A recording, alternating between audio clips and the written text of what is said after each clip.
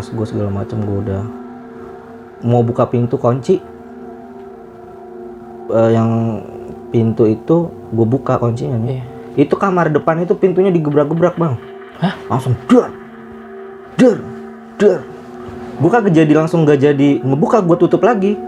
Gue langsung istilahnya gue langsung kayak orang sujud gitu, langsung merem gini ini di kasur sambil dia datang. Pak Edi tuh datang. Masuk kagak assalamualaikum kagak apa, nyelonong aja masuk. Masuk ke kamar nomor 3 di samping tangga. Itu orang apa? Langsung itu. Pas gue lihat ke depan mobilnya nggak ada. Orang lagi bawa mobil tunggu.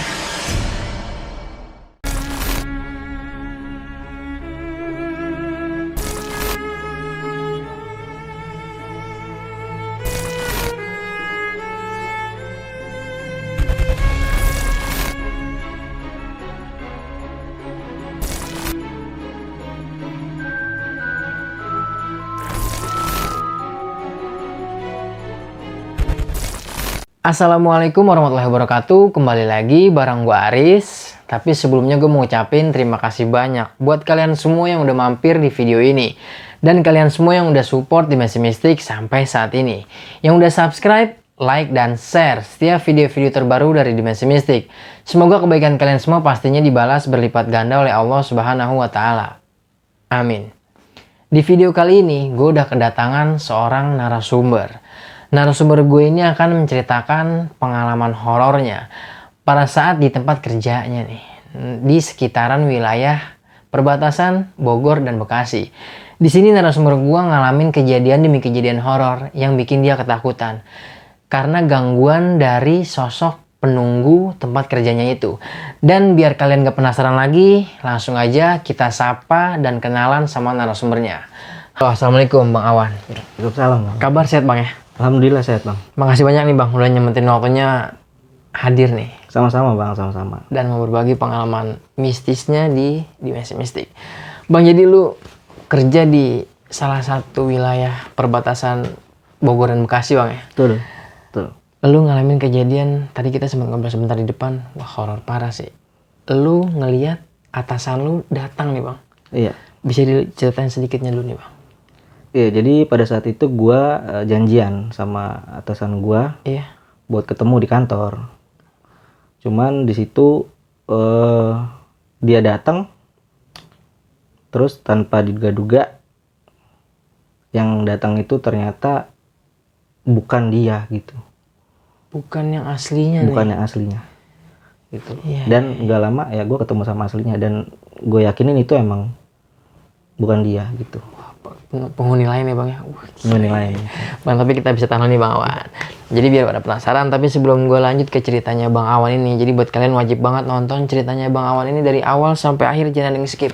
Karena dari awal aja nih udah serem banget nih ceritanya. Jadi sebelum gue lanjut, lagi-lagi gue mau ngingetin buat kalian kalau kalian punya pengalaman horor kisah nyata yang epic-epic seperti yang dialami sama Bang Awan ini. Kalian menjadi narasumber langsung di Dimensi Mistik, kalian bisa langsung aja mampir ke Instagram Dimensi Mistik, atau kalian bisa langsung mampir ke Instagram gue nanti biar mempermudah, linknya gue cantumin di kolom deskripsi. Terus dukung channel Dimensi Mistik dengan cara subscribe, like, komen, dan share biar gue makin semangat menghadirkan narasumber-narasumber yang punya pengalaman horor kisah nyata yang epic-epic seperti yang dialami sama narasumber gue yang lainnya nih. Jadi nggak usah banyak berbahasa-basi lagi, langsung aja nih kita petik ceritanya. Iya Bang, bisa dimulai nih. Gimana nih Bang awal ceritanya? Iya, jadi ini cerita tahun 2014 sampai 2015. Jadi gua itu kerja sebagai admin di salah satu depo yang ngejualin produk-produk kita sendiri gitu. Jadi bisa dibilang kayak agen tapi jual produk sendiri gitu. Iya. Kerjanya sih di gudang gitu. Cuma kita bikin tempat buat admin kayak gitu. Terus juga di sana ada sales motoris yang jual-jualin barang kita. Iya. Dia loading barang pagi, terus setorannya sore. Terus habis sales motoris pada jualan selesai, kita tutup. Nah ini nih pertama gue punya tempat itu di gudang yang lumayan kecil ya hitungannya gitu, di daerah Bekasi kota. Itu jadi depo buka, gue langsung masuk situ. Gue ditawarin sama area business manajernya, kebetulan tetangga gue. Ya udah pas depo itu berjalan, makin lama pembelian tuh, penjualan, orang beli tuh makin banyak. Jadi akhirnya gudang kita itu terlalu sempit untuk barang-barang kita memenuhi permintaan orang gitu. Akhirnya pada saat itu diputuskanlah untuk pindah, untuk nyari tempat atau gudang baru. Nah terus jadi yang kerja di situ ada 3 orang bang. Gua jadi admin, terus ada orang gudang sama supervisor. Cuma bertiga aja nih? Cuma bertiga aja. Iya. Gue biasa manggil orang gudangnya Gondrong. Terus supervisornya gue biasa panggil Aki gitu. Akhirnya supervisor gue nyuruh gue berdua nih, Gondrong sama gue disuruh buat ayo kita cari tempat lain, tempat udah kekecilan nih gitu. Kita cari gudang baru. Nah karena posisinya gue itu di Bekasi kota, untuk ukuran ruko yang gede di pinggir jalan, tempat strategis itu harganya tuh tinggi bang gitu, nggak masuk. Jadi udah sebulan lebih itu kita belum dapat tempat karena emang harga yang terlampau tinggi. Nah, tiba-tiba suatu saat nih supervisor gue langsung ngabarin gue berdua nih, udah besok tanggal sekian kita pindah gitu. Ya udah, emang di mana? Pasti kan yang pertama ditanyain itu kan lokasinya, karena emang sebelumnya tempat kerja gue nggak jauh dari rumah, gue nggak pengen aja kerja terlalu jauh sebenarnya. Akhirnya ada pokoknya di daerah X gitu kata dia. Karena kita tahu wah lumayan tuh jauh kan, tapi setahu gue di daerah X itu kayaknya jarang ada ruko-ruko gitu.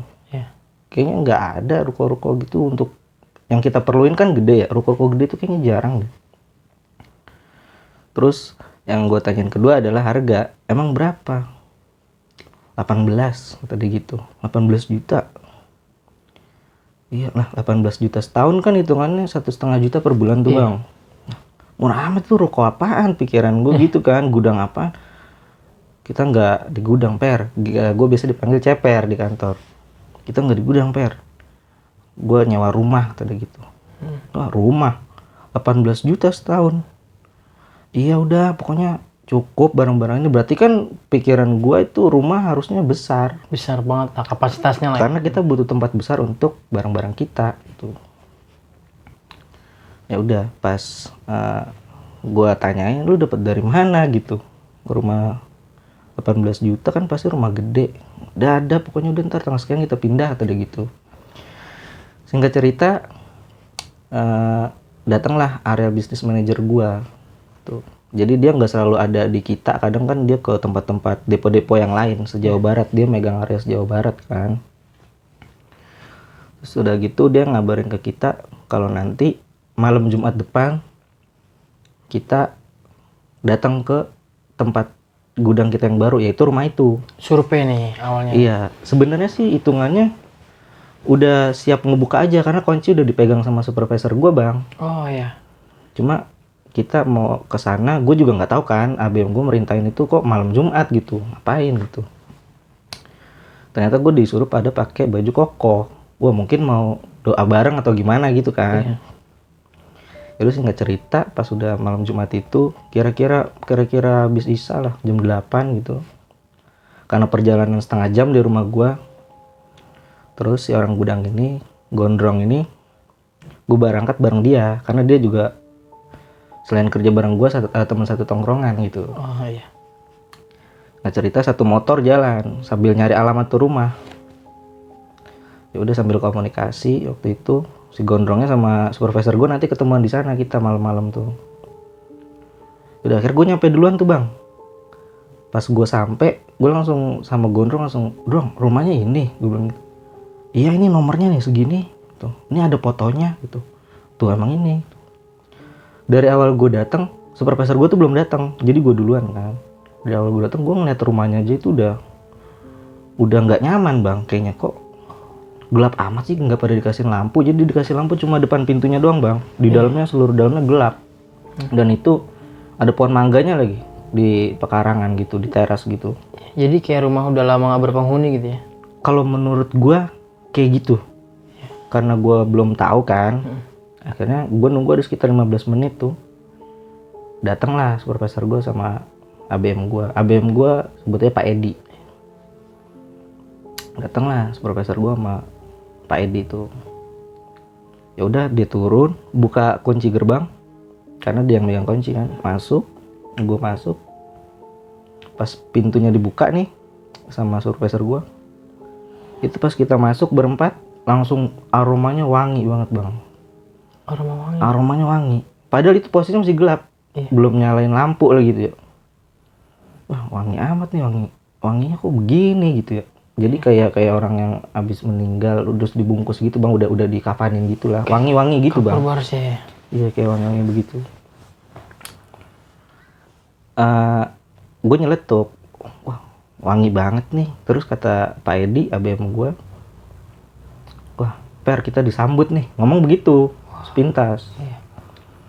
Nah, gua anggap bercandaan aja kan, karena memang wanginya ke arah situ. Kayak kita pokoknya nggak asing lah sama wangi itu, wangi banget bang. Terus kata supervisor gue, namanya juga rumah mau dipakai sama kita pasti dibersihin dulu lah, bilang gitu.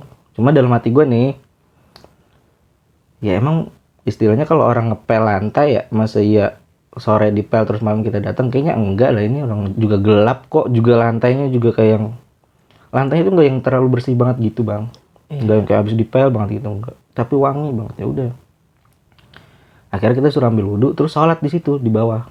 Dia tuh 2 lantai bang. Itu gue pas di situ aja gue ngelihat ruangannya itu di bawah tuh ada 3 kamar, di atas ada 1 kamar. Itu tuh dengan harga segitu gue udah mulai lola lagi otak gue. Gila ini dia dapat aja rumah segini. Kalau istilahnya nih, kalau rumah segini emang harganya segitu mah mendingan gue aja yang nyewa buat gue tidurin. Istilahnya begitu bang. Kita sholat tuh jamaahan, sholat sunnah sama ABM gue. Udah kelar sholat, akhirnya karena gue di rumah bawa Yasin, gue emang niatan kalau itu mau baca Yasin di situ gitu.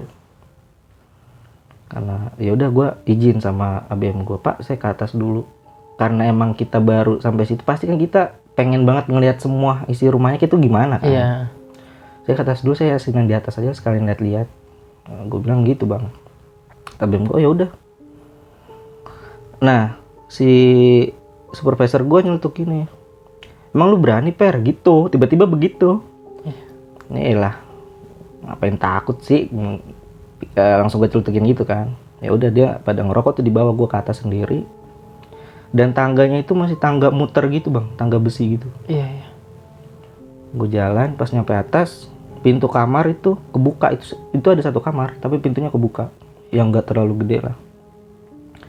Cuma di luarnya itu di tempat jemuran kayak tempat orang itu balak banget, banyak kayu-kayu besi-besi gitu. Kayak seolah-olah itu rumah tadinya emang dalamnya balak, terus dipaksain semua barang-barang itu sampah itu dimasukin ke situ. Nggak dibuang kemana gitu, nggak. Ya udah, pas saya masuk, pas gue masuk nih bang, itu kamar itu bau banget bangke. Pas gue nyampe atas itu di tangga aja udah mulai kecium bau banget bangke. Perasaan di bawah wangi. Nggak tahu supervisor gue, ya rumah mau ditempatin sama kita masa nggak dibersihin. Jangan-jangan ada bangke tikus nih, karena emang gelap kan. Di situ di atas juga lampu nggak dinyalain. Ya udah, gue sempet kepikiran, gue positive thinkingnya tuh emang nyari bangke. Ini baunya kuat banget, di sebelah mana ya? Apa jangan-jangan di dalam kamar nih, karena ada karpetnya kan. Di situ juga ada kasur, kasur lipat gitu bang. Nah itu pas itu gue Yasinan lah di situ. Yasinan di situ nggak sampai selesai, gue langsung nggak kuat baunya, gue langsung buru-buru turun. Gue turun, ternyata anak-anak lagi pada di teras tuh. Dari situ aja gue udah berasa banget merindingnya badan gue. Jadi seolah-olah gue di situ sendirian tuh udah hawanya udah takut aja bang. Gue buru-buru lari, gue bilang ke supervisor gue, Ki itu di atas bobat bangke. Ah masa? Ya udah besok ntar kalau kita pindah ke sini, kita beres-beresin, kita bersih-bersihin. Iya itu ntar diiniin, dicari terus dibuang gitu. Pasti tuh ada bangke tikus tuh. Kan bener-bener kayak bau banget bangke tikus gitu bang, baunya. tapi lebih nyengat gitu. Iya. Udah dari situ sebenarnya udah, pokoknya kalau rumah itu bang ya, kalau misalnya kita datang ke situ pertama kali terus kita emang nyaman, kayaknya oke aja. Tapi kalau dari awal udah kesannya kayak, wah ini kok begini, ada rasa was-was gitu kayaknya. Wah, ya udahlah karena emang udah pemilihan tempatnya di situ, ya udah, oke. Udah gitu kita pulang. Terus tibalah hari kita pindahan barang tuh dengan jarak yang cukup jauh. Di awal pertama pindahan itu kita nyelesain pemindahan barang dari jam 8 pagi sampai jam 3 subuh. Itu oke-oke aja, nggak ada apa-apa bang. Sampai barang ketata rapi. Udah, nah itu kan sistem kerjanya, pokoknya sales datang jam setengah 8 pagi, loading barang. Setengah 5 sore paling telat dia pulang untuk setoran uang, setoran penjualan mereka kan. Nah cuman kadang-kadang sales itu ada yang ngaret bang pulangnya, setoran ke kitanya nggak jam setengah 5 gitu lewat, kadang setengah 6, kadang-kadang habis maghrib baru pulang. Kita pun kerja begitu nggak dihitung lembur. Jadi kerja begitu nggak dihitung lembur, jadi pokoknya bagaimana caranya kita ngatur itu sales supaya pulang setengah 5 gitu. Ya udah. Nah hari-hari pertama gitu, seminggu pertama itu oke-oke aja, berjalan lancar aja. Belum ngalamin gangguan apa-apa. Cuman untuk kayak kita istilah jalan ke belakang nih, ke kamar belakang. Jadi gue jelasin denanya nih bang, baru sekarang gue jelasin. Karena pas ini baru kita nempatin itu kan. Jadi kalau buka pintu, di situ langsung ruangan ngeplong gitu bang. Itu langsung kelihatan tangga di depan kita tuh, tangga buat ke atas, tangga muter. Samping kiri tangga itu ada dapur, wastafel, tempat cuci piring. Sebelah kanan ada kamar yang istilahnya masih di bawah tangga, ada kamar yang nggak begitu gede. Terus pas kita buka pintu itu, sebelah kanan itu ada 2 kamar yang ngadep-ngadepan pintunya. Nah di tengah-tengahnya itu kamar mandi. Jadi kalau buka pintu itu udah tembok kamar, cuma pintu kamarnya ngadep-ngadepan gini ada 2, terus kamar mandi gitu. Nah itu tuh harga 18 juta setahun, udah difasilitasin AC 2 tuh bang. Dapat AC 2 Dapat AC 2 di situ, bebas pakai gitu istilahnya ya. Hidup gitu. Bener AC-nya bener, nggak rusak nggak apa gitu. Cuman ya namanya udah itu kali ya, mungkin nih diduga kosong lama, jadi kayak AC-nya juga nggak kayak AC baru gitu bang. Terus udah nggak ada masalah tuh.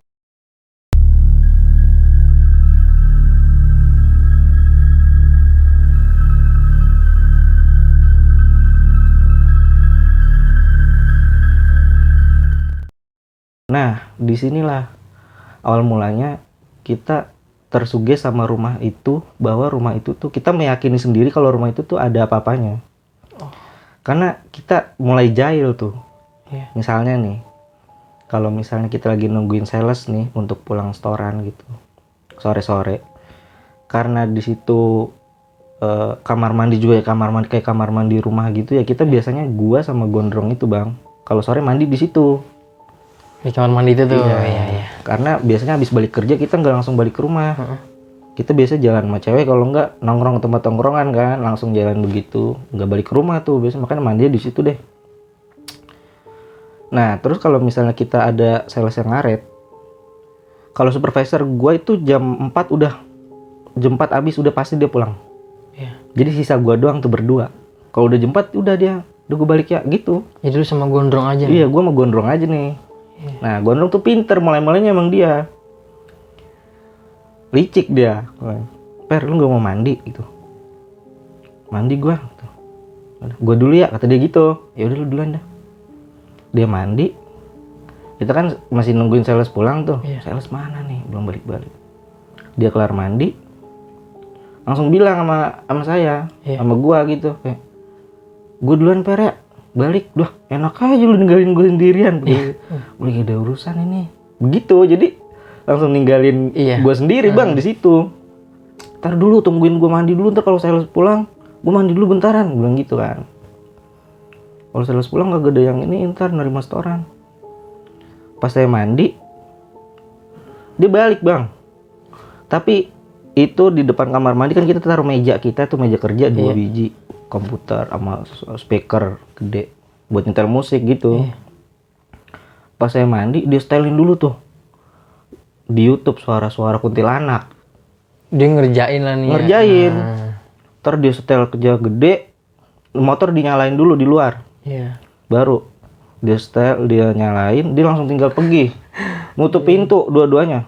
Biasanya di dalam kamar mandi, lo ngedengar suara begituan, kedengeran suaranya bang. Emang nggak jauh kan jaraknya, kamar mandi sama meja kerja kita. Pas saya buka, udah gelap, pintu ditutup kan, plong gitu, orangnya pergi, ninggalin saya sendiri. Jadi mau nggak mau saya nungguin sales pulang itu sendiri di situ. Ya udah saya matiin, gue matiin tuh, terus gue balik mandi lagi. Udah, mulainya begitu tuh dia. Ya udah sales pulang tuh, ya udah berjalan lancar aja, biasa nggak ada apa-apa. Awal-awal mulanya begitu. Nah ntar hari-hari berikutnya, jadi seolah-olah kalau mandi duluan tuh kita main duluan gitu. Kalau mandi, gue harus duluan. Kalau di belakang ntar ditinggalin gitu. Jadi kayak ajang begitu. Kita ngelakuin itu karena emang kita berdua tuh ngerasa emang di situ horor aja gitu bang. Iya. Nah kan kita ditambah sama suara-suara kuntilanak begitu. Secara nggak langsung nganggep rumah itu udah serem. Kayak cocok nih setelin suara kuntilanak, lu mandi sendirian, lu mampus lu gitu. Nah, saya juga akhirnya saya bales begitu. Jadi pas dong, lu mandi nggak? Kalau nggak, gue duluan. Pas udah hari-hari berikutnya ya udah dah, gue mandi duluan. Berarti kan di pikiran dia ntar saya mandi belakangan kan. Nah, tapi pas dia mandi, udah saya nggak mandi itu. Mandi, mending gue mandi di rumah gitu kan. Dia dulu kerjain. Saya nggak setel-setelin suara-suara horor gitu. Saya pulang, cuma diem-diem tuh, jangan berisik. Nah ya udah, pas udah malamnya nongkrong nih hari itu tuh, pas saya tinggalin dia, pasti ntar ketemu di tongkrongan dia nih. Marah-marah sama saya pikir marah-marahnya biasa. Lu ninggalin gua lu gini, paling begitu doang. Tiba-tiba, wah parah lu Per, gila, gua lagi keramas lagi ini, listrik dimatiin, dia bilang begitu. Iya. Saya kan langsung, udah siapa yang matiin listrik gitu, gua kematiin listrik dong gitu. Nah karena gondrong tau saya orang yang suka bercanda, dia cuman elah gua kan tau lu, apaan sih, kaget dong, sumpah gua matiin listrik. Karena dia tuh listrik tuh posisinya turun bang, sedangkan itu rumah listriknya dari listrik gede. Terus juga yang hidup di situ cuma komputer sama lampu doang. Udah, nggak ada yang lain-lain, nggak ada elektronik yang lain, nggak ada. Ayo gua sumpah dong gua kagak matiin listrik gitu. Jangan begitu apa? Udah, saya langsung ini aja. Berarti kan yang tahu posisinya dalam keadaan itu kan ya gua doang bang gitu, yang berpikir kok bisa dan manapun matiin. Terus masa iya turun rumah segede gitu orang nggak ada apa-apaan di situ, elektronik gitu kan.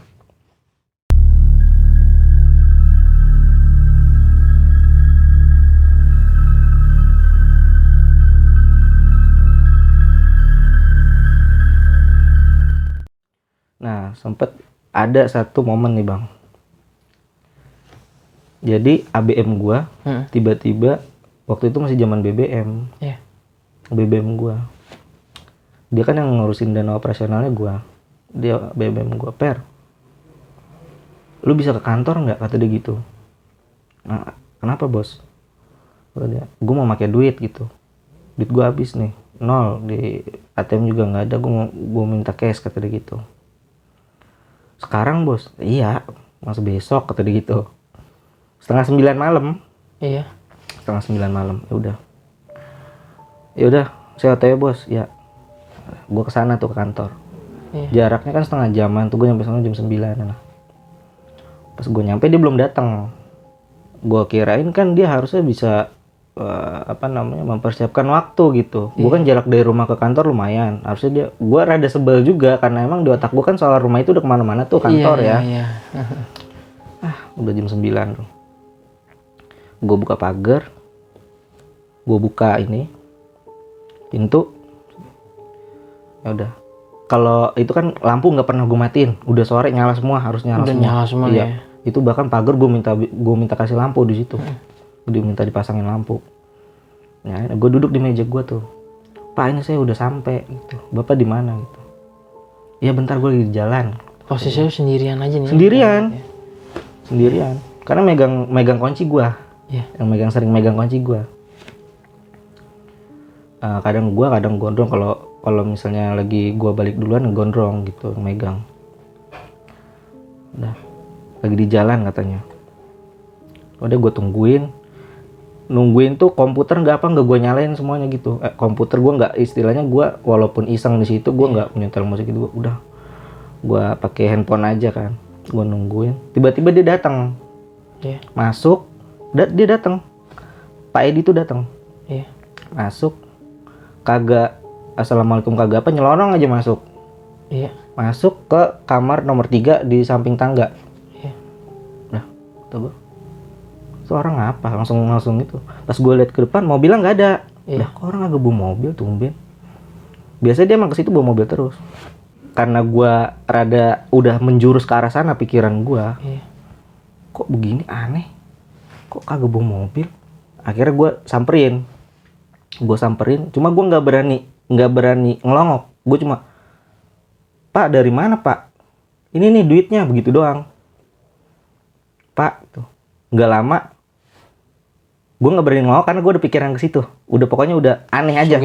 Suges gue udah ke arah situ karena emang kayaknya di situ yang ini banget gue deh, yang udah ngerasain ini kayaknya kagak beres itu. Gak lama mobil dia datang bang, set, tuh orang turun, cuman bajunya lain. Itu orangnya Pak Edinya turun. Iya. Gue langsung, astagfirullahaladzim, gue langsung buru-buru keluar. Saking gue takut kan di situ, gue langsung buru-buru keluar nyambut dia gitu. Nih Pak, duitnya sama saya nih udah nih. Bapak masih lama apa langsung balik apa langsung gue gituin, balik apa gimana gitu. Sini dulu aja lah ngerokok dulu. Ya saya buru-buru Pak, gue bilangnya begitu. Karena kan yang ngunci juga gue. Kunci nggak mungkin dipegang ABM gue karena besok buka kan. Gue langsung buru-buruin karena gue udah di situ udah otak gue udah kacau bang. Udah ya saya lagi buru-buru Pak, ini maaf Pak ya gini. Buru-buru kemana sih lu gitu. Udah ini saya kasih duitnya, ini tanda tangan gini. Dia dalam hati dia ceper ngapain tuh gitu, saya langsung buru-buru. Ya pas saya duluan Pak ya, buru-buru, udah buru-buru aja tuh. Pas sampai balik, saya kagak ngeliatin dia itu dia masuk mobil balik apa kagak, pokoknya udah saya ngasih duit dah gitu. Gue udah ngasih duit aja, gue udah panik, udah balik. Gue balik ke tongkrongan. Ada nungguin gondrong. Nongol lah gondrong. Dong, tadi gue nih, ada nih BBM-nya. Disuruh Pak Edi ke sono ke kantor. Pas nyampe sono, gue ngeliat dia masuk dong ke ruangan belakang, ke kamar belakang. Gue ceritain tuh masuk gondrong. Sebegitu nggak percayanya dia. Gondrong percayain apa yang lo alamin ya? Iya nggak percaya, karena balik lagi karena dia tahu saya orang yang suka bercanda. Jangan begitu lo, ntar lo kalau misalnya diliatin beneran di situ aja lo, begitu aja udah. Ke saya gitu, ke gue begitu aja. Kalau ngeliatin beneran aja lo. Wah udah di situ udah malam itu udah bengong aja, di tongkrongan udah bengong aja. Udah itu nggak mungkin itu bisa begitu. Itu nggak mungkin, udah kayak itu kok bisa begitu. Tapi bajunya emang lain bang. Iya. Dia bajunya nggak yang sama gitu. Cuma nggak lama, makanya saya nggak berani nggak berani ngelongok. Cuma berani negor karena saya udah ada pikiran ke situ. Nggak mungkin dia ngapain ke situ, soalnya isinya barang-barang bang. Barang-barang, jadi kayak nggak ada tujuan. Iya. Terus nyelonong aja nggak ada. Apa itu orang? Saya samperin Pak. Akhirnya orangnya datang. Itu yang bikin saya udah malas, udah kayak wah beneran ini mah cuma ngomong sama gondrong-gondrong nggak percaya sama gua, gimana ya? Pengen banget sekali-kali gitu gondrong ngerasain malam di situ gitu. Bagaimana caranya dia biar malam di sini nih gitu.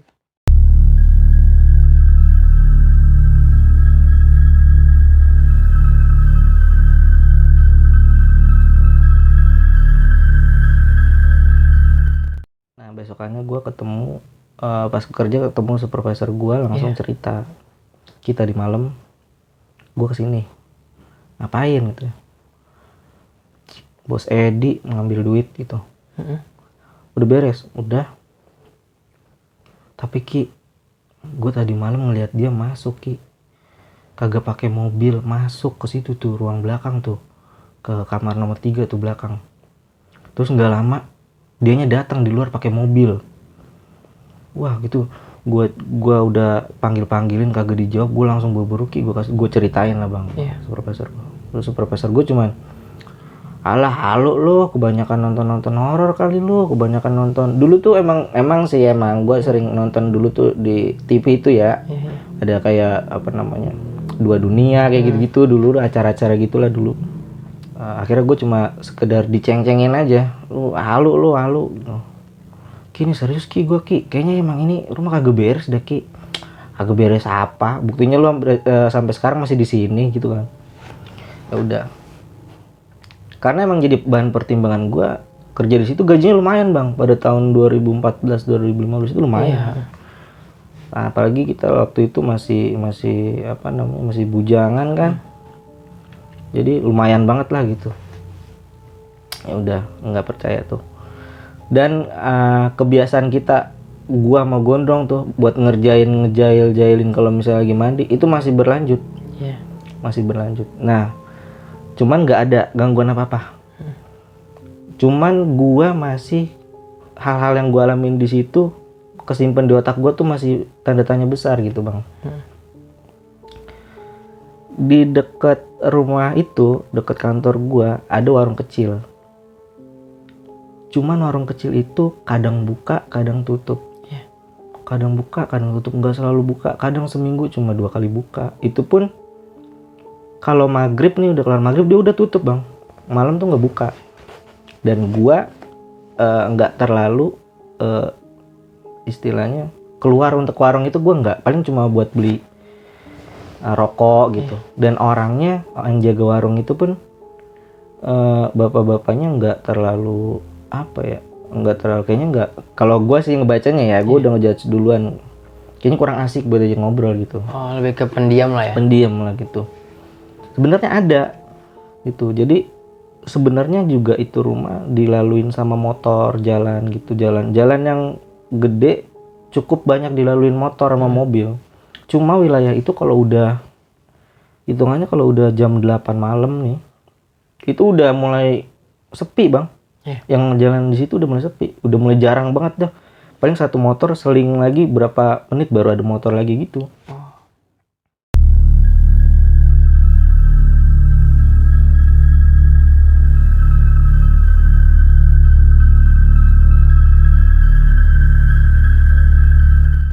Yang gue alamin paling parah tuh ini nih. Jadi gue kan megang kunci. Pada saat itu malam minggu, gue lagi nongkrong ke daerah deket sama kantor gue. Nongkrong, udah jam 11:30-12 malam, balik. Hujan di tengah jalan bang. Jadi gue nanti bakal melalui jalan yang kalau ke kanan ke kantor gue, ke kiri gue jalan arah pulang. Itu otak gue langsung mikir gini, ini gue terusin karena gue nggak ada jas hujan. Ini gue terusin balik, apa ke kantor ya, gue nginep ya gitu. Tiba-tiba gue gitu bang. Padahal gue di otak gue tuh ada kekhawatiran, gue kalau di situ malam-malam istilahnya ada rasa takut gitu. Ini gue balik apa kantor ya, nginep ya, gila hujannya gede banget bang. Hujannya gede banget, emang udah angin, udah geluduk segala macem lah di motor tuh. Pas udah nyampe persimpangan jalan itu, gue ngambil kanan, ngambil arah kantor. Jam 11:30 malam dah itu, pokoknya gue akhirnya ngambil jalan kantor. Pas gue ngambil jalan kantor, hujan gede, gue buka pagar, gue masuk, gue diem bang. Wah ini hujan kapan berhenti? Gue nggak berani masuk ke pintu, buka pintu gue nggak berani. Gue berani buka pagar doang ke teras gitu, ke garasi gitu. Wah gila, ini gue masuk apa balik ya, hujannya gede banget. Sedangkan perjalanan gue dari situ aja masih setengah jaman lagi. Udah hujan gede banget, udah parah. Udah, gue masuk aja dah. Gue masuk, gue berani ini. Gue buka pintu, gue tutup pagar depan, gue tutup pintu utama, gue kunci, gue masuk kamar. Gue masuk kamar yang nomor 1 yang ada jendela itu depannya pohon mangga. Gue masuk ke situ awalnya. Gue lihat jam itu udah jam udah mau jam 12 tuh. Gue nyalain AC, gue masuk, gue kunci pintu kamar. Nah itu kacanya itu teralis doang, nggak ada hordengnya bang. Jadi tembus pandang nih ke depan. Iya, dibilang tembus padang kalau dari dalam ya istilahnya kalau yang sisi gelap mah ya gelap aja. Iya. Cuma kalau dari luar itu kelihatan barang-barang, kardus-kardus barang kita kelihatan dari luar. Kan lampu dinyalain mulu. Iya. Gua tidur di situ. Sebenarnya kasur yang di atas itu yang pertama kali gue temuin digulung, dilipat itu ditaruh di kamar nomor 2 depannya. Iya. Tapi gue tiduran di situ. Nggak tahu kenapa gue mau tiduran di situ. Gue langsung tiduran di situ. Gue langsung main HP. Gue chat-chatin nih di BBM, gue BBM-in nih. Bocah teman gue ping-pingin ada yang mesti bangun biar nemenin gue di situ karena gue nggak bisa langsung tidur gitu bang. Iya. Sesekali gue ngeliat jendela keluar. Nah pas gue lagi ngeliat jendela keluar itu berasa banget di penglihatan gue di pohon mangga itu bang. Itu kayak kain naik gini seret gitu aja. Kain putih, Iya. seret gitu aja, seret. Nah, gue mikir lagi di situ, gue mikir berusaha logis lagi. Apa nih tuh? Mungkin, masa iya sih supervisor gue itu kan pohon mangga. Masa iya naruh karung di situ, pikiran gue gitu awalnya. Langsung pindah gue dari situ.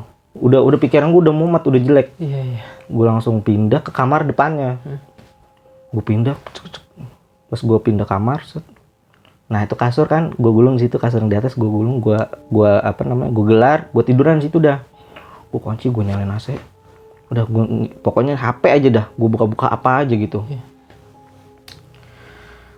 Terus tiba-tiba nih bang, pas gue lagi tengkurap, gue tidur telentang, itu kan dia walaupun ada AC, ventilasinya itu nggak ketutup gitu bang, nggak ketutup biar angin nggak keluar gitu, AC nggak keluar, nggak tutup ventilasinya tuh lubang garis-garis gitu. Iya.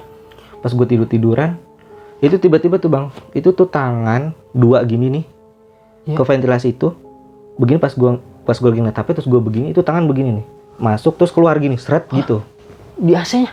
Di ventilasi, seret gitu. Jadi gue gue tiduran itu ngadep pintu gitu. Iya. Terus tiba-tiba tangan keluar gini, seret gitu. Kayak ada yang sebelumnya ada yang begitu ngegantung di situ. Itu gue langsung, gue udah panik, udah astagfirullahaladzim ya Allah. Gue udah buka handphone, udah yang istilahnya buka orang baca Quran lah gitu ya. Gue setel. Sedangkan suara hujan di luar tuh gede. Nah itu wilayah banjir bang. Yang kalau udah banjir, walaupun air tuh masuknya karena rumahnya tinggi gitu ya. Itu kalau tuh keluar dari pagar rumah itu bisa seatas bisa hampir ini sebetis. Itu tuh wilayah banjir. Udah di situ gue udah panik. Udah rasanya pengen nangis gue, udah getar. Ini gue mau pulang bablas apa gimana? Kalau di depan pintu ada sesuatu gue gimana gitu. Iya. Gue udah nggak bisa kayak wah udah panik, gue udah panik gitu. Ada pikiran gue pengen balik. Wah, gue terobos aja ya, astagfirullahaladzim. Tapi gue takut pas gue buka pintu ada sesuatu bang. Iya. Apa emang pikiran gue yang jelek kan? Astagfirullahaladzim. Nggak lama suara orang ketawa, tapi bukan kayak suara kuntilanak gitu yang umumnya orang denger, bukan. Orang kayak perempuan ketawa jahat. Suaranya halus tapi di kuping itu nyata.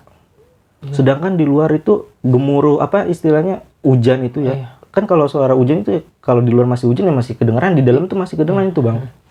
Nah pas suara cewek yang ketawa jahat itu mulai hilang, gue beraniin buka pintu bablas. Gue udah di otak gue udah mulai bikin skema, gue pulang, nggak apa-apa hujan-hujanan, banjiran, kalau emang motor gue mati tuntun dah. Iya.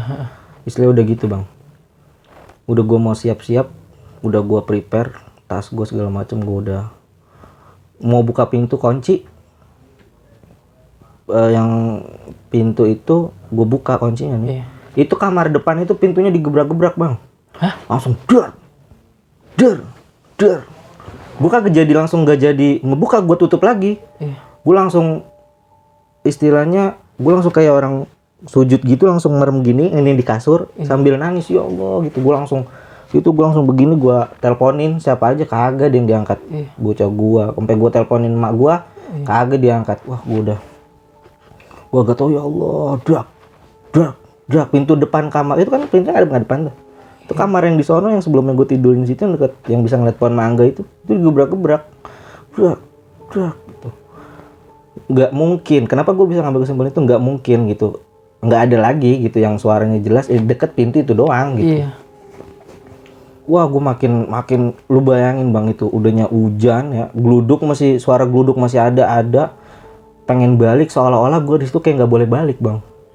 Gue di situ otak gue udah jangan-jangan abis ini gue lebih parah, jangan gue ditongolin apa, jangan dia nunjukin ke gue nih gitu.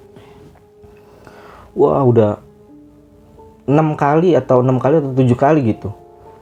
Soalnya kenceng banget yang bikin gue takut tuh brak. Akhirnya gue nangis sampai yang geget tuh, sampai yang ya Allah udah, sampai gue teriak nih, sampai udah apa, gue nggak ganggu, sampai kayak gitu. Gue sampai nangis lah istilahnya, udah nangis lah itu, gue kagak ganggu gitu. Astagfirullah, sampai kayak gitu. Udah itu berhenti, gue sampai kayak yang istilahnya udah hampir ngegerung-gerung deh gitu, nangis itu sampai saking kesalnya. Terus juga gue ya takut lah gitu. Gue pengen balik gitu. Terus gue ngerasa nyesel banget gue ke situ gitu. Harusnya gue nggak kesini gitu. Tapi kenapa tiba-tiba gue malah milih kesini? Karena lebih deket gitu. Karena posisinya waktu itu hujan, lebih deket tuh kantor gue daripada rumah gue. Udah selesai itu pintu didobrak-dobrak gitu, udah nggak didobrak-dobrak lagi. Udah gue putusin, bablas, gue beraniin. Udah astagfirullah, gue udah baca aja tuh. Sambil buru-buru bang, gue buka kunci pintu, gue buka, itu pintu gue nggak tutup lagi. Pas gue nengok, itu di tangga, itu tuh kayak kain jarik tapi naik ke atas, ngilang gitu, kayak naik di tangga gitu bang, dia tangga terakhir gitu. Pas gue nengok, jadi pokoknya kalau dari kamar itu pasti kelihatan tuh tangga itu tuh sama ekor mata kita. Nah itu tuh kayak ada yang naik. Kalau kata gue ya, pas udah setelah kejadian itu tuh kayak nenek-nenek, kain jarik nenek-nenek, cuman dia cuma sampai dengkul doang. Kelihatannya gitu. Dengkul ke atasnya tuh udah ngilang. Udah nggak kelihatan, udah ketutupan tangga gitu.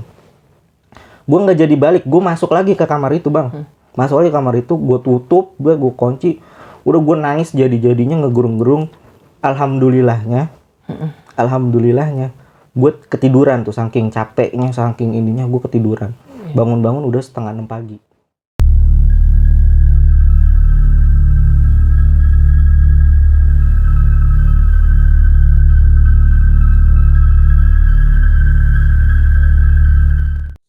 Karena gue emang pengen cabut, gue juga ada rasaan kayaknya gue juga dari pihak kantor nih, kayak gue bakal udahan di sini nih gitu. Pokoknya ada masalah lah. Gue coba ajak ngobrol tukang ini bang, warung kecil yang ada di situ. Gue ngobrol gue itu aja dah. Si Hake soalnya supervisor gila sama orang gudang juga nyangkanya gue bercanda mulu. Emang lu kagak ngerasain apa-apa? Gue sering banget gitu, nggak ngerasain apa-apa dong gitu. Itu bukan gue dong yang jailin, demi Allah gue sampai begitu-gitu. Kagak percaya. Akhirnya gue cari waktu yang dia buka nih. Kalau pas buka, gue samperin. Gue beli rokok, gue nanya, Pak, udah lama Pak jualan di sini? Gitu. Puluhan tahun saya di sini. Gue nggak tahu puluhan tahun tuh dia jualan di situ apa emang dia tinggal di daerah situ juga kan? Gitu. Cuma yang jelas warungnya nggak aktif banget gitu, kayak jualan suka-suka aja. Saya kan baru nih Pak di sini tuh nempatin rumah itu. Ya baru jalan 6 bulan. Nah itu tadinya itu rumahnya diisi sama orangnya apa gimana Pak? Apa emang dikontrakin apa gimana Pak? Oh situ baru di situ. Iya baru 6 bulan. Yang kerja ini yang Anu suka nur-nurin barang ya kata dia gitu. Iya. Itu udah lama kosong itu, begitu doang. Gitu. Oh udah lama kosong. Kira-kira sampai saya tempatin sampai tahun ini udah berapa tahun tuh Pak? Nggak dijawab. Dia jawab gini, dulu di situ ada yang tinggal. Jadi istilahnya nenek-nenek, tapi dia cuma diurusin sama entah keluarganya entah siapa. nenek itu sendiri di situ, cuma yang ngurusin cuma 1 orang atau 2 orang kayak gitu. Sakit, jadi kayak orang tinggal nunggu mati doang. Ada nenek-nenek itu dulu yang tinggal, nggak tahu apa sama anak-anaknya apa sama siapa gitu. Oh gitu Pak, itu pas udah mati aja tuh, terus udah rumah kosong gitu. Oh gitu Pak ya. Oh emang udah lama sakit apa gimana Pak? Wah nggak tahu deh saya, gitu doang. Jadi kayak emang orangnya emang kurang asik. Iya. Cuma gue syukur tuh dapat informasi itu. Iya. Jadi Bang, setelah gue pikir-pikir lagi nih, setelah gue inget-inget lagi, di atas itu, di kamar atas, itu kan di tempat jemuran, di tempat orang itu kan gue bilang di awal itu bala tuh, banyak kayu. Ternyata itu ada copotan besi gitu, warna hijau emang. Terus emang di situ ada kayak model bagian kepala kasur gitu Bang. Jadi kalau gue simpulin nih, pas gue naik ke atas, gue beraniin pada saat itu gue naik ke atas, pas gue lihat, wah bener kayaknya emang ini adalah kasur, modelnya kasur tua, cuman dicopot-copotin Bang. Iya tahu. Iya. Kayaknya tuh emang itu nggak dibuang, dipatah-patahin, dicopot-copotin, ditaruh dimbrekin di situ, papan-papannya gitu Bang. Iya. Dan kasur, jangan-jangan kasur yang gue pakai, Yang lu tidurin? yang gue tidurin, jangan-jangan itu kasur emang bekas-bekas itu nenek-nenek itu tidur di situ waktu sakit. Iya. Tapi pas kita pakai, kita temuin, itu tuh nggak ada yang istilahnya nggak ada yang bau apa gitu, enggak, biasa aja. Justru kita kayak, wah ini lumayan buat tidur gitu. Iya.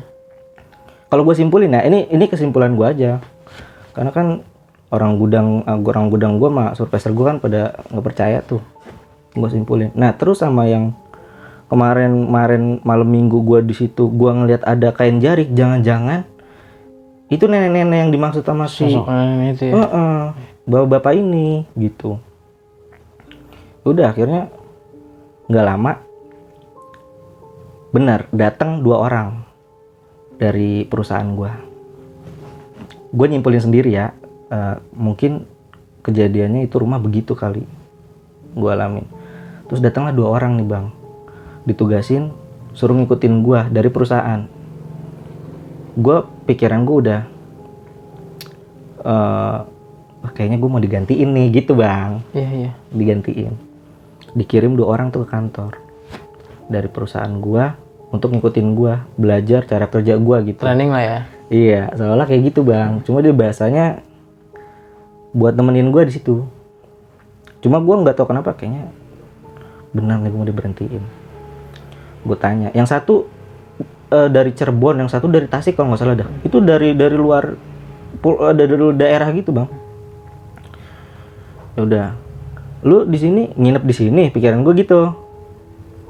Nanya ke dia, iya tinggal di sini gitu. Oh ya udah. Bener aja pas besokan sehari dia nginep di situ sehari. Gua besoknya masuk. Weh, gue ledek-ledek ini. Kayaknya pada nyenyak nih tidur gitu. Iya. Apaan? Dia sambil ngeliat temennya gitu. Apaan? Jadi sebenarnya gue itu udah kenal sama dia Bang. Cuman dia kan di Cirebon gitu. Jadi nggak pernah ketemu pas meeting doang. Jadi masih satu perusahaan kerja di satu perusahaan yang sama gitu. Enak nih tidur nih. Apaan? Gitu doang. Gitu doang. Nih Per, ada ini surat. Benar gue diberhentiin. Iya. Akhirnya gue diberhentiin, ya udah.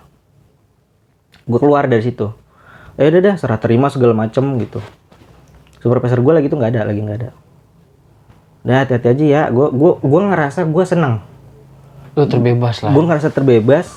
Ya udah, karena emang mungkin Bang, kalau gue nggak di situ nggak ada surat pemberhentian, mungkin gue masih maksain di situ. Iya. Mungkin. Karena sekali lagi gaji lumayan Bang di situ. Mungkin ya. Walaupun gue pas kejadian terakhir itu gue kayak udah gue kayak kagak ada kerjaan lain aja. Daripada tuh 2 kagak percaya sama gue harus kayak gimana gitu. Udah. Terus pas nggak nyampe sebulan, gue ngaso dulu tuh kan, nganggur, gue nyantai dulu. Gue tanya ke supervisor gue nggak diberhentiin, yang diberhentiin gue sama orang gudang. Gue jujur aja. Iya. Karena emang ada permasalahan waktu sama pengiriman pokoknya. Pengiriman barang. Ki, gimana, aman? Kagak asik per, kata dia. Ini orang dua nggak tahu betah di sini, nggak tahu kagak. Katanya pengen cabut mulu dari situ. Oh iya. Terus gue langsung, kan gue bilang, gue aja di situ sebenarnya ngalamin begini Ki. Lu nggak percaya sama gue, jangan-jangan lu coba lu tanyain tuh bocah ngalamin gitu kali, makanya dia nggak betah. Minta pengen balik aja gitu. Ke Cirebon, ke Tasik lagi gitu. Terus bulan depannya, udah, gue kontak lagi supervisor gue, Ki, gue mau main gitu. Gue mau main ke situ bang. Pas udah bulan kedua, gue udah masuk kerja di tempat lain.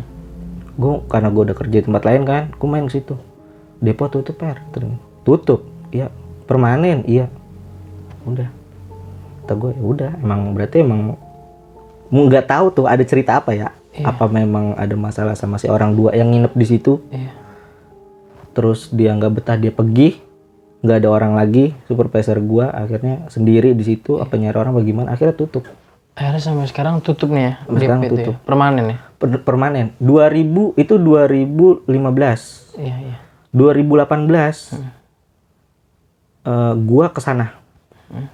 Gua udah nikah waktu itu 2018. Gua kesana malam abis Isya sama bini gua naik motor. Itu kosong Kosong nih, belum ada nempatin lagi. belum ada.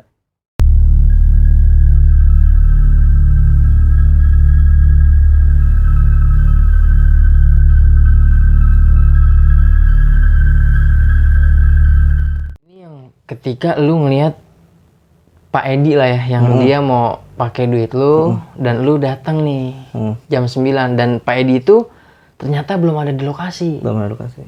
Dan ketika lu lagi nunggu, ini sih yang epic sih. Yang lu lihat Pak Edi tiba-tiba datang. Bisa lu gambarin sedikit nggak bang? Ketika lu hampirin nih dan itu ternyata nggak ada. Iya, jadi pas nyelonong, gua nggak ngeliat dia masuknya dari depan. Tiba-tiba udah di depan pintu. Iya. Jadi kan kalau di meja kerja gua, kacanya itu ada hordingnya. Iya. Ada hording di situ doang. Tiba-tiba dia masuk, gua kaget. Orang nggak permisi, nggak apa nih. Nah, orang kenapa? Tiba-tiba masuk ke belakang jalan. Sambil ngela napas. Dia tuh tangan dia tuh megang ini bang. Megang apa? Megang handphone kayak dompet gitu. Megang genggaman gitu. Iya. Masuk. Ya emang dia. Kayak Emang sewajarnya lah ya. Sewajarnya, biasa aja. Nggak ada yang mencurigakan, kok aneh dia gitu. Maksudnya dari jalannya dia emang dia. Iya. Pas masuk lah, ngapain ke situ? Dia mau ngapain ke situ? Orang itu gudang makanan kok. Nggak ada apa-apa. Tapi gitu. dari raut wajahnya gimana nih bang? Cuma biasa, sama kayak apa? Bener-bener yang dia lagi gitu aja udah. Tapi Kayak dia nggak ada yang seakan-akan dia nggak ngeliat lu lah ya? nggak ngeliat, seakan-akan nggak ngeliat gua. Dia nggak yang pucet gitu, nggak. Bener-bener kayak kita aja. Biasa. Cuma anehnya kalau apa, ini orang gila apa gimana sih? Lah gue di sini gitu. Iya. Cuma karena gue lagi-lagi kan gue bilang kan gue udah ke arah situ. Sebelumnya kejadian gue alamin gitu, gue udah kebawa. Gue nggak berani nyamperin dia, nengok itu ruangan. Jujur aja gue takutnya jangan-jangan dia nggak ada nih di situ gitu. Lu udah tahu, Udah tahu, duluan ya? udah paham duluan. Sugesnya ke situ ya. Udah paham, makanya gue teriakin, Pak ini duitnya sama saya Pak nih, sini ya, gitu. Gue berbalik, kelihatan keluar mobil dia nyampe. Itu sih. Iya. Terus udah begitu mah pas mobil dia nyampe, turun dia kan. Udah begitu gue udah langsung connect. Udah buru-buru. Udah ini jelas nih gitu ya. Gitu. Ya itu sama yang lu di sini sih. Menurut gue lu fatal sih. Lu sampai lu Iya. karena kejebak hujan, lu mampir nih ya. Itu hujan gede banget bang itu. Terus lama banget hujan itu, awet banget itu. Banjir, soalnya udah banjir. Yang lu lihat tangan dari ventilasi. Iya, betul. Itu tangannya, nah ini bang. Heeh. Ada sangkut pautnya nggak sih sama sosok yang menyerupai nenek-nenek ini? Tangannya ada kerutan-kerutannya, tau nggak sih bang? Apa tangan laki nih? Kalau menurut gua, kalau menurut gua ya, kalau gua simpulin nih pas udah kejadian itu makanya kayak tangan genderuwo gitu. Dibilang berbulu enggak, pokoknya hitam. Terus jarinya tuh kurus-kurus, Iya. tapi panjang. Kukunya nih panjang. Ini jarinya panjang, Oh iya. nggak seukuran jari kita. Mungkin bisa 2 kali begini mungkin. Panjang. Terus dibilang kukunya kayak ngelong gitu, enggak. Kukunya tuh cuman ada kukunya hitam segini. Terus warnanya tuh kalau karena kan gue ngeliat dia pas gue ngeliat itu dia langsung begini seret gitu. Jadi nggak yang jelas banget itu gue negesin. Tapi kelihatan warnanya tuh kehijau-hijauan dikit. Itu. Nah itu ya gue kan takutnya jangan-jangan pas gue jangan-jangan dia di depan pintu itu gitu. Iya sih. Ya gue langsung udah panik segala macem. Iya. Dan selama itu bang kan si Gondrong nih. Gondrong pernah nggak sih ngalamin atau antara lu dan dia nginep gitu di Dia nggak pernah. kantor itu? Dia nggak pernah karena kunci itu yang megang sebenarnya itu harus gua. Karena di situ ada soal keuangan gitu. Maksudnya kita jujur aja naruh uang di situ di rumah itu gitu. Jadi dia nggak ada kecuali misalnya soal mandi tuh. Misalnya gue balik duluan nih, itu gue tinggal, itu kunci pasti gue tinggal. Terus nanti kalau misalnya ketemu di tongkrongan dia pasti ngasih kunci gue karena dia nggak mau istilahnya gue nggak mau ngebuka. Biar lu yang ngebuka. Biar gue ngebuka. Pasti ntar dia malamnya nemuin gue. Ini udah gue kunciin tuh. Ntar ini kunci pasti ngasih gue supaya gue ngebuka. Berarti dari versinya si Gondrong punya cerita juga nih ya. Gondrong mungkin ngalamin kali ya? Gue nggak tahu karena gue asal ngajak dia ngobrol gitu dia tuh nggak mau gubris. Jadi dianggapnya lu bercandaan mulu. Dianggapnya bercanda kan emang gue sama dia bercanda mulu bang. Tapi giliran gue serius, dia nggak mau percaya gitu. Lu nakut-nakutin gue gitu-gitu doang. Udah semua nih bang ya, yang Bang Awan alamin ketika kerja di kantor itu lah bang ya. Iya, udah. Lebih tepatnya di Jawa Barat lah bang, Bekasi lah bang ya. Iya, Bekasi. Dia perbatasan. Perbatasannya Jakarta Bekasi ya. Bukan, Kabupaten Bogor sama Kota Bekasi. Kabupaten Bogor sama Kota Bekasi. Iya. Betul. Jadi sekian nih kisah pengalaman yang dialami oleh Bang Awan nih selama kerja di bisa dibilang rumah ya bang, rumah tapi dijadikan kantor atau gudang nih. Iya. Nah, jadi buat kalian yang nonton dari awal sampai akhir terima kasih banyak, nggak ada yang di skip. Dan lagi-lagi sebelum gue akhir video ini gue mau ngingetin buat kalian kalau kalian punya pengalaman horor kisah nyata yang epic seperti yang dialami sama Bang Awan ini nih, kalian mau jadi narasumber langsung di Dimensi Mistik, kalian bisa langsung aja mampir ke Instagram Dimensi Mistik atau langsung mampir aja DM ke Instagram gue nanti biar mempermudah, linknya gue cantumin di kolom deskripsi. Terus dukung channel Dimensi Mistik dengan cara subscribe, like, komen, dan share biar gue makin semangat menghadirkan narasumber-narasumber yang punya pengalaman horor kisah nyata yang epic seperti yang dialami oleh narasumber-narasumber gue yang lainnya. Sekian akhir kata, gue Aris Dimensi Mistik dan Bang Awan pamit undur diri. Wassalamualaikum warahmatullahi wabarakatuh. Ciao. Bang Awan, makasih banyak.